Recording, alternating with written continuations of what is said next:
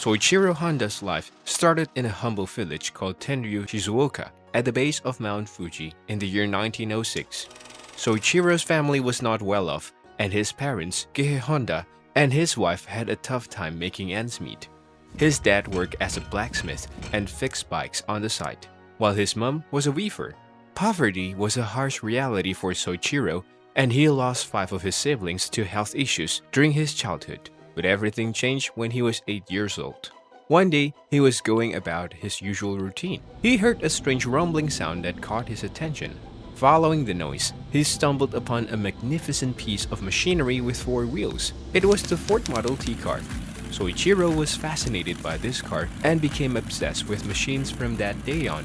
He even learned how to wet the blades of farm machinery and repair bicycles. However, school wasn't Soichiro's cup of tea, and he spent most of his childhood helping his father in his bicycle repair business. One day, when he was 15, he came across an ad for Art Shokai, a famous automobile servicing company based in Tokyo. Soichiro reasoned that they might be in need of new workers and wrote to them for a job. To his delight, he received a positive reply and decided to pursue his dreams by dropping out of school and heading to Tokyo. When he arrived, the shop owner, Yuzo Sakakibara, assigned Soichiro the task to babysit his child.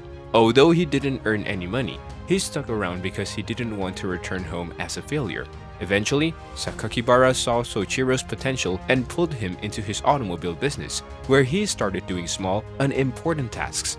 But his talent and dedication soon caught the owner's attention, and he became a trusted mechanic at the company. Sakakibara took Soichiro under his wing and taught him not only mechanical repairs, but also the business side of the company. But what Soichiro was most interested in were cars.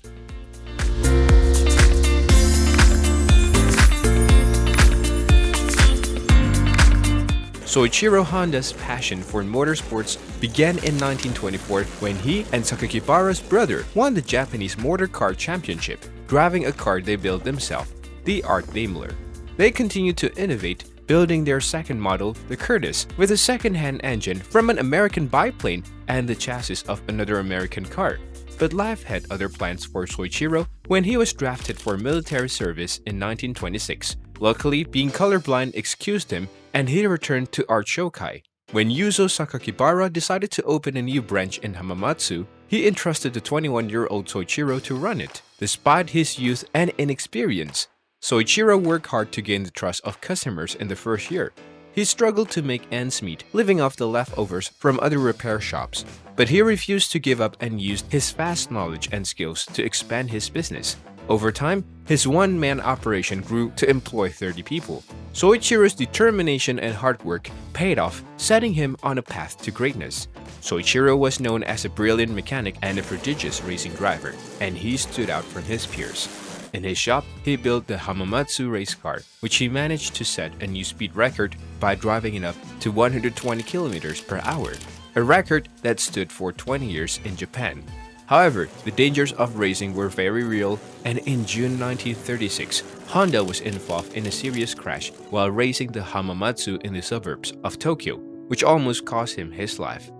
By 1936, Soichiro became tired and weary of his repair work, and he wanted to move on to manufacturing car parts. He proposed turning the Art Shokai Hamamatsu branch into a separate company for this purpose, but the shareholders disagreed. They saw the current orders and workload from the repair shop as enough profit, and they didn't want to take a chance on a venture they believed was unnecessary. Frustrated, Soichiro decided to take matters into his own hands and founded the Tokai Seiki Heavy Industry with one of his close friends, which would later become the world-renowned Honda Motor Company.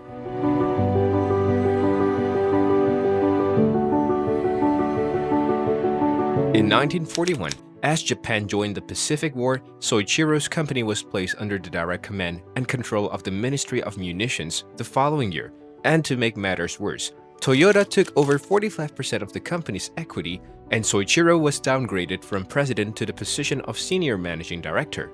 As male employees began to resign to be drafted for military service and the country headed towards defeat, things went from bad to worse. And in 1944, air raid sirens began to intensify in Japan, and it became very obvious that the country was headed towards defeat.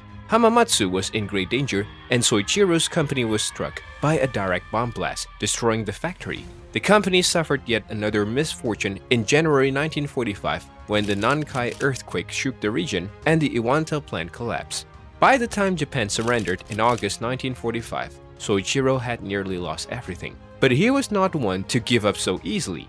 A year after the war, the country experienced an economic meltdown that threatened the lives of its citizens. There was a shortage of food, clothing, and shelter, and resources were rationed.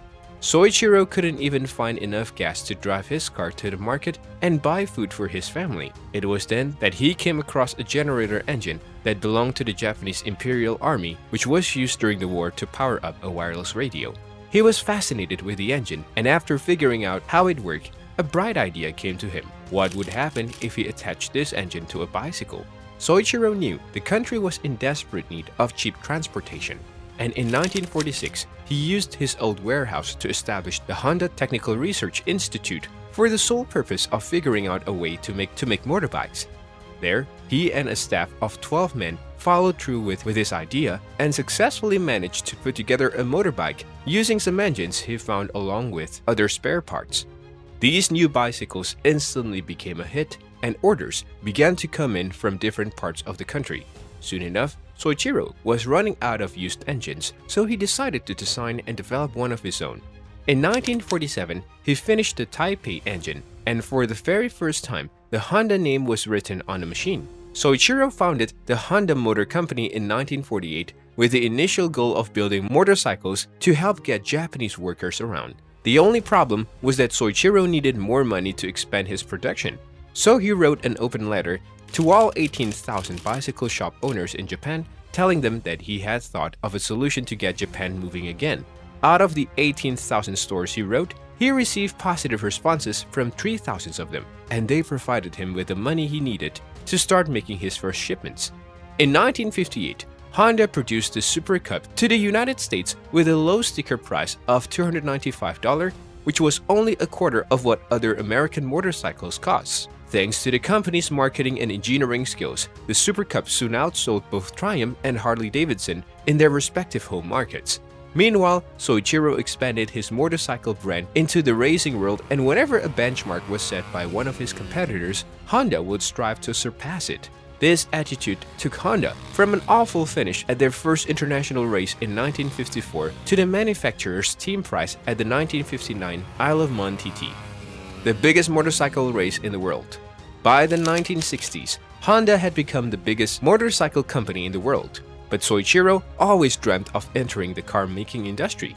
Honda debuted its first automobile in 1963 with the release of the T360 mini truck, which was followed by the S500 sports car, the two-door roadster capable of reaching 80 miles per hour. Although the S500 was a small car, it was smooth and easy to drive. However, only around 1,300 cars of this model were built, making it one of the rarest Honda cars ever made. Just like Soichiro did with his motorcycles, Honda brought its cars into the racing world. The Honda RA271 made its Formula One debut at the 1964 Belgian Grand Prix, receiving its first-place victory at the 1965 Mexican Grand Prix with the new successor, the RA272. Despite its early success on the racetrack, Honda was nowhere near beating its competitors in the car market, so they took a break from racing and turned their attention to building one of the most successful cars in the automobile market, the Honda Civic, which debuted in 1972 and became one of the most popular cars in the world. Then, the Honda Accord, first released in 1976, also became a worldwide success. And today, Honda is a globally recognized brand and one of the best automobile manufacturers in the world. With a net income of 707 billion Japan yen in 2022, Honda continues to make a name for itself. Honda's presence spans across the globe with production facilities in the USA, Canada, Mexico, Brazil, China, Thailand, India, and Vietnam. The Civic, one of Honda's most popular models, was first launched in America in 2016 and has since become a huge success. This is a testament to Honda's dedication to developing truly global vehicles that cater to the world, not just specific regions. The Marysville factory, Honda's first American manufacturing plant, has now built over 11 million Hondas and continues to be a shining example of Honda's success. From humble beginnings as a small Japanese motorcycle manufacturer, Honda has grown to become a global leader in the automotive industry. Renowned for their reliable and high-performing vehicles, today the Honda brand is known and trusted around the world, with the Honda Civic and Accord being one of the most popular and highly rated sedans in the international market. With a commitment to sustainability, innovation, and customer satisfaction, Honda Motors continues to inspire and lead the industry, leaving a lasting legacy that will undoubtedly continue to shape the future of transportation for generations to come.